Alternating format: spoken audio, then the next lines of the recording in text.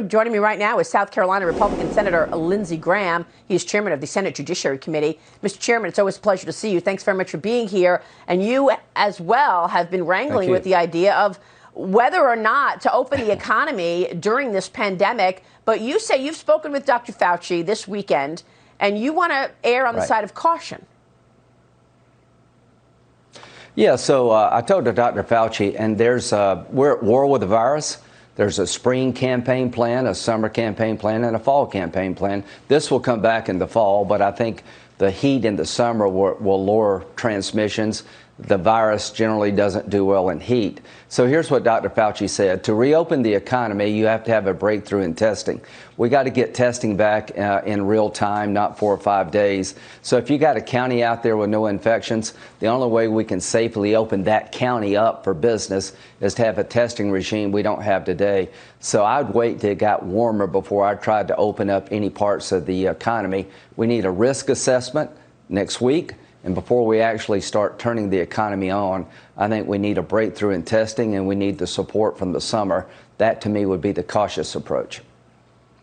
Well, what about the president saying, look, the cure cannot be worse than the virus? I mean, we are talking about a recession at hand. We're already in a contraction, and we're expecting the economy to worsen. No business, no profits, no economic activity whatsoever.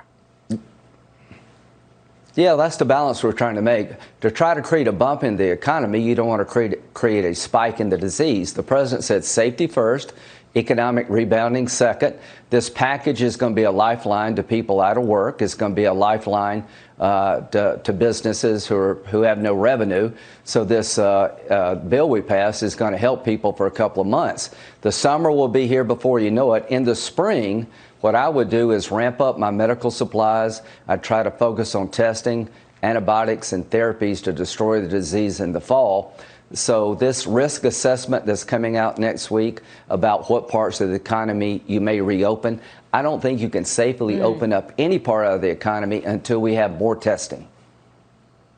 Let me ask you about this stimulus bill, this relief package, if you will. It's more of a relief package than anything else. You had issue with the loophole around unemployment, basically giving money to people to stay at home. Explain that for us, Senator. Okay, so if you make $15 an hour for a 40-hour week, that's $600 a week. My goal was to make sure that in the unemployment part of the package, we made you whole, that you were laid off, no fault to your own, you'd get $600 a week. What we did in the package is we plussed up unemployment benefits, so you'll get $926 a week if you live in South Carolina. We increased your pay by 50%. That's going to make it harder to get people back into the workforce. It's going to incentivize people not to go back into the workforce, and it's going to make it harder for people to hire new employees. If you're Amazon and Walmart, the hourly wage not to work in South Carolina is $23.14. I'm all for helping people. How did this happen?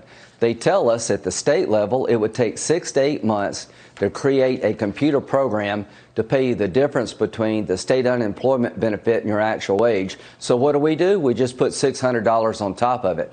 So we took a $15 an hour employee who was making $600 working. We're going to pay him $926 in South Carolina not to work. We need to fix that.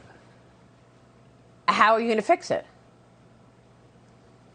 Get some state to figure software that can pay you the difference between the maximum benefit per week of $326 and $600.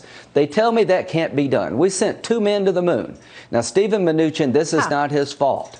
We have a $600 federal benefit on top of the state benefit. We have a situation where people getting a 100% pay raise not to work. We have got to fix that. Some smart person needs to develop software that can pay your actual wages, not increase your wages in unemployment.